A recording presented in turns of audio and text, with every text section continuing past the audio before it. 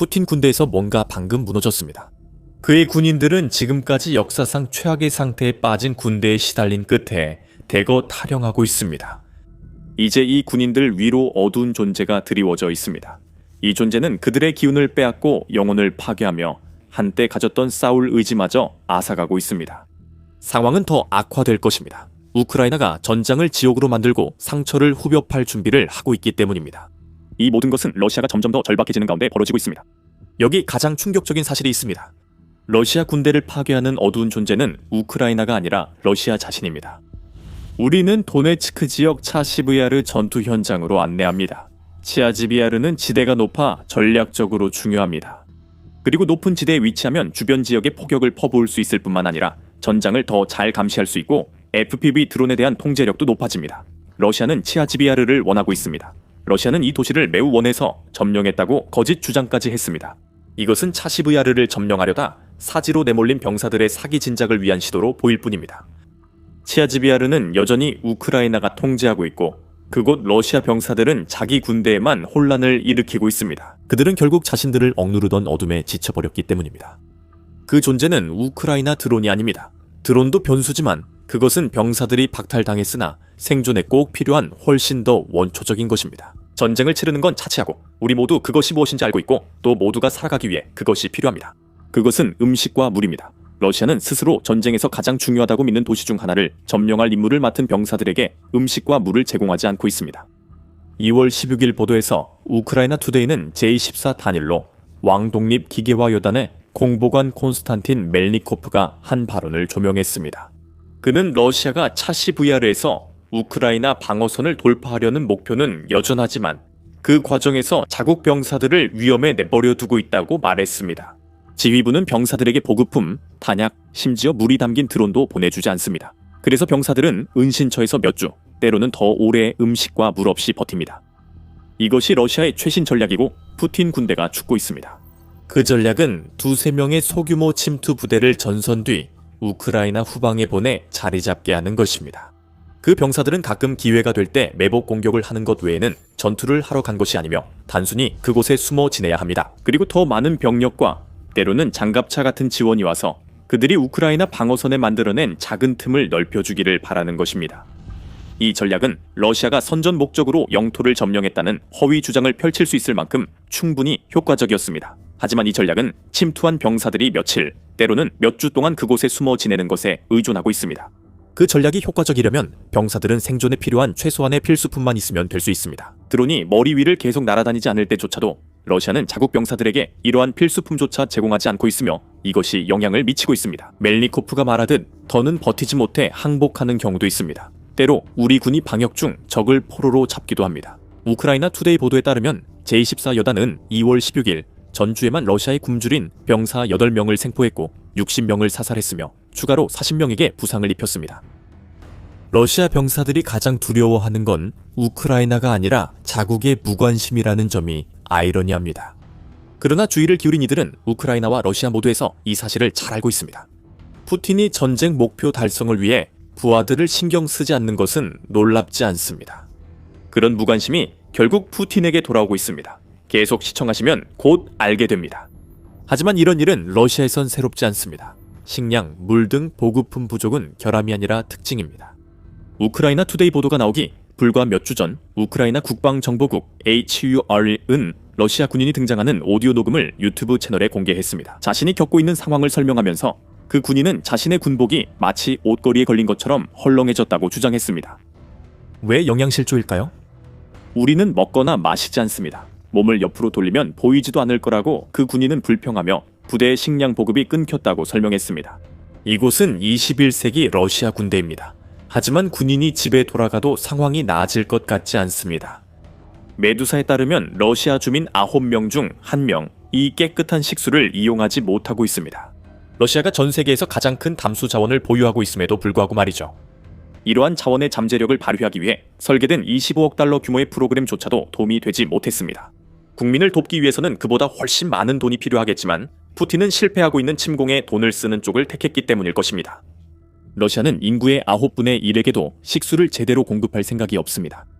참고로 러시아의 인구는 약 1억 4,350만 명인데 이는 약 1600만 명의 시민이 깨끗한 식수를 마시지 못한다는 뜻입니다.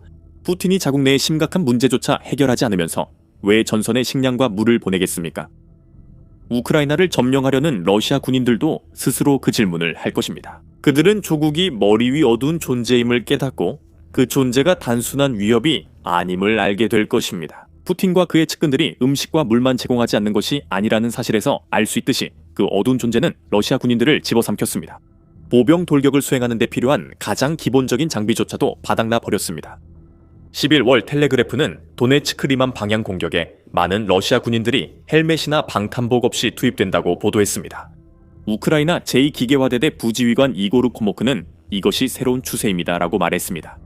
그는 또한 자신의 보고 당시 리만에서 마지막으로 투입된 20개의 돌격조 중 오직 4개만이 헬멧을 가지고 있었다고 밝혔습니다. 집에서 지켜보는 분들께 말씀드리면 이는 보고된 러시아 돌격조 80%에 해당하며 이들은 헬멧 등 기본 장비조차 없이 투입됐습니다.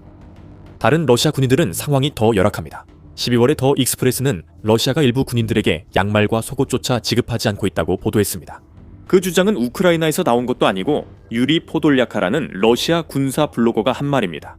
지금 저를 놀라게 하는 한 가지는, 그리고 저는 정말 이해가 안 되는데 3년 반이나 전쟁을 치른 후에도 우리 군대의 양말과 속옷조차 제대로 공급하지 못한다는 겁니다. 포돌야카는 크렘린의 자산임을 기억하세요. 이 사람은 우크라이나 출신이지만 러시아의 우크라이나 허위 정보전의 핵심 인물이 됐습니다.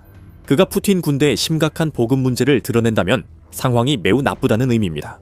저희는 이런 냉담함이 여러 러시아 군인들이 실제로 겪고 있음을 보여준다고 봅니다. 그들은 자기 속옷에 짙은 갈색 흔적을 남기고 있지만 속옷도 입지 않고 있고 심지어 제대로 먹지도 못하는 상황에서는 그런 흔적조차 남기기 어렵습니다. 이 상황은 러시아군의 대규모 파괴를 초래하며 우크라이나는 이를 적극 활용하고 있습니다. 영상을 끝까지 보시면 아시겠지만 이는 많은 군인들이 항복하게 되는 조건이기도 합니다. 멜니코프가 차지비아르 상황을 언급한 것처럼요. 우크라이나가 최근 일주일 만에 포로로 잡은 8명 은백기를 든 러시아 군인 수가 기록적으로 많아진 데 추가된 것입니다. 그 깃발이 이제 마지막 장비처럼 느껴졌기 때문입니다. 유나이티드 24 미디어가 2025년 말에 보도한 것처럼요. 푸틴이 침공을 시작한 이후로 1만 명이 넘는 러시아 군인들이 우크라이나의 포로로 잡혔습니다. 그 수치는 우크라이나 전쟁포로 처리 조정본부에서 나왔지만 모든 상황을 보여주진 않습니다. 같은 단체에 따르면 2025년 이 전쟁 중 항복자가 가장 많았던 해였습니다. 평균적으로 매주 60명에서 90명의 러시아 군인들이 우크라이나에 항복하고 있으며 2024년 8월에는 한 주에 350명의 군인들이 항복하는 최고치를 기록하기도 했습니다. 우크라이나는 2023년 6월 이후로 러시아가 잡은 우크라이나 군보다 더 많은 러시아군을 포로로 잡고 있으며 이 추세는 크렘린이 뒤집을 수 없는 상황입니다. 크렘린과 그 어두운 세력이 러시아 탈영병들에게 자수할 충분한 이유를 제공하고 있기 때문입니다. 이들 군인들 중 상당수는 애초에 싸우고 싶지 않았던 사람들이었지만 거액의 계약금에 유혹되어 입대하게 된 이들입니다. 이제 그들은 음식, 물, 헬멧, 방탄복, 심지어 양말도 없이 전선에 도착합니다. 그런데도 푸틴은 여전히 그들이 싸울 거라 기대합니다. 결국 그들은 항복할 수밖에 없습니다. 그리고 이런 러시아 군대가 창피한 모습이 된 원인들을 해결하기보다는 러시아가 기꺼이 하려는 일이라고는 항복하려다 잡힌 병사들을 처벌하는 것뿐입니다. 유나이티드 24 미디어는 차지비아르에서 24여단에 항복하려던 일부 병사들이 총에 맞아 사망했다고 보도했습니다. 우크라이나가 아닌 러시아 FPV 드론이 그들을 공격했습니다. 드론 조종사들은 그들이 두 손을 들고 걷는 것을 분명히 봤지만 공격했습니다. 이것은 혼돈입니다. 푸틴의 지속적 요구로 러시아군이 자멸하고 있습니다. 곧 알게 되겠지만 보급 부족 등으로 러시아가 자국민을 무차별 파괴하고 있습니다. 그리고 러시아가 전능하다는 환상 속에서 살고자 하는 그의 욕망이 푸틴을 절박한 길로 이끌고 있습니다. 본격적으로 시작하기 전 더 밀리터리 쇼를 시청 중입니다. 아직 구독하지 않으셨다면 지금이 딱 좋은 기회입니다. 그래서 푸틴의 절박함, 지금은 어떤 모습일까요? 우리는 뮌헨 안보회의에서 영국 국방장관 존 힐리의 발언에서 많은 것을 알게 되었습니다. 2월 16일 유나이티드 24 미디어의 보도에 따르면 힐리는 러시아가 병든 군대를 위해 병력을 끌어들이는데 너무 절박해져서 점점 더 멀리까지 눈을 돌리고 있다고 주장합니다. 병력을 확보하기 위해서 그렇게 할 수밖에 없다고 합니다. 푸틴이 막아도 소식은 결국 본국에 전해집니다. 그리고 전선에 있는 병사들이 러시아가 자신들에게 아무런 지원도 해주지 않는다는 이야기를 전하는 것이 분명히 병력 모집에 영향을 미치고 있습니다. 러시아는 동원하는 병력보다 더 많은 병사를 잃고 있습니다. 1월 러시아는 우크라이나 전투에서 잃은 병사보다 9,000명 적게 병력을 모집했습니다. 이것은 푸틴이 자신을 위해 싸울 사람을 국내에서 뇌물, 속임수, 회유로 찾는데 심각한 문제가 있음을 보여주는 추가 증거입니다. 솔직히 우리가 이미 알게 된 사실을 바탕으로 보면 이 모든 것은 전혀 놀라운 일이 아닙니다. 헬멧이나 양말도 없이 굶주리고 목마른 병사들을 전투에 내보내면 그들은 추위에 떨고 무기력해져서 우크라이나 드론의 쉬운 먹잇감이 됩니다. 외국 병사 의존도가 크게 늘었습니다. 힐리 씨에 따르면 최소 17,000명의 북한 병사가 우크라이나에서 러시아를 위해 싸운다고 합니다. 이 병사들은 러시아의 다른 외국인 병사들처럼 종종 허위 구실로 모집되거나 압박을 받아 강제로 징집됩니다. 힐리 씨는 뮌헨에서 이들이 러시아에 고기 분쇄기로 보내질 운명임을 모른 채 전선에 투입된다고 주장했습니다. 블룸버그도 같은 회의 내용을 보도하며 우크라이나 국방장관 미하일로 페도로프의 말을 인용해 러시아의 징집 상황이 심각하여 1월뿐만 아니라 계속해서 성과가 저조하다고 전했습니다. 지난 2달간 우크라이나는 러시아가 모집할 수 있는 인원보다 더 많은 러시아군을 사살했습니다. 러시아가 속이려는 대상은 북한 병사들 뿐만이 아닙니다. 블룸버그에 따르면 파키스탄, 인도, 나이지리아, 세네갈, 쿠바 같은 곳에서 수천 명이 몰려들고 있습니다.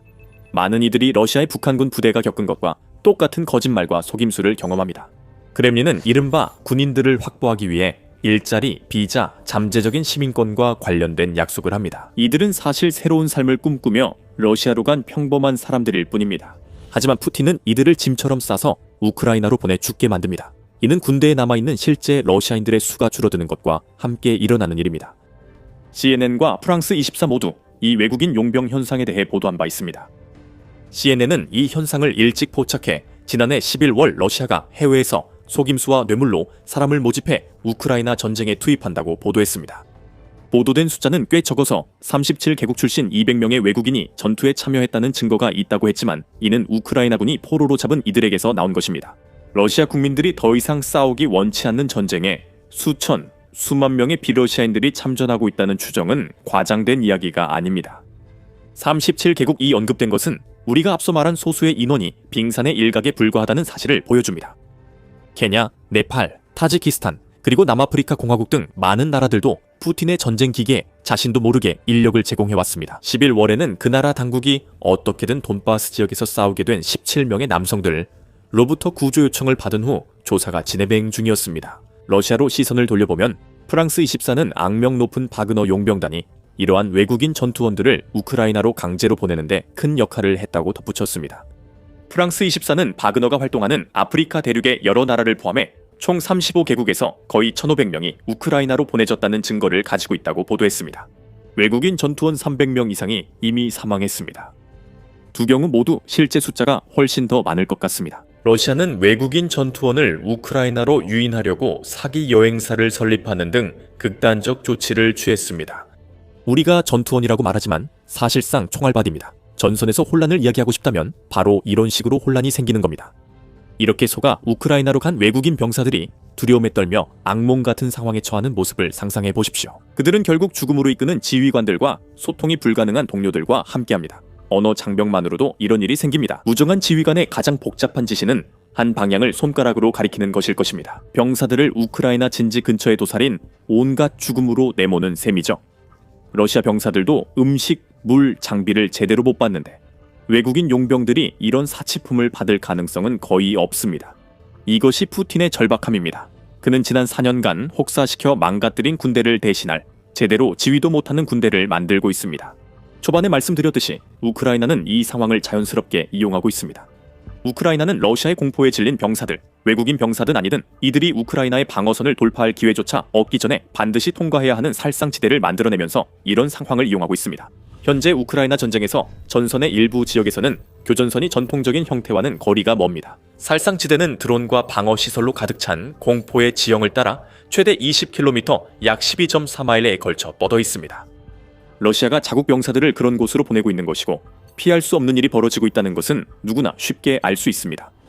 한때 러시아는 우크라이나군 한 명이 사망할 때마다 6명의 병사를 잃었는데 이것만 해도 엄청난 격차였지만 이제는 우크라이나군 한 명이 사망할 때마다 러시아군이 최대 25명까지 잃고 있습니다. 전선의 일부 지역에서는 푸틴과 그의 어두운 그림자가 혼란의 씨앗을 뿌렸고 러시아 병사들은 지도자들의 완전한 무능력의 대가를 치르고 있습니다.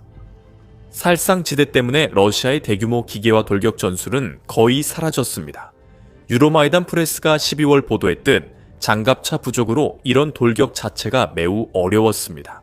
하지만 이 살상지대에서는 탱크나 장갑차가 진입하면 거의 확실하게 우크라이나 드론에 의해 파괴됩니다. 지뢰, 참호, 그리고 용치에 걸린 뒤에 말이죠. 그래서 러시아는 점점 소규모 인명 돌격에 의존하고 있습니다. 차 시브야르에서 보듯이 장비나 보급품 없이 투입되는 소규모 침투조들은 이 살상지대를 통과하는 거의 불가능한 임무를 맡고 있습니다.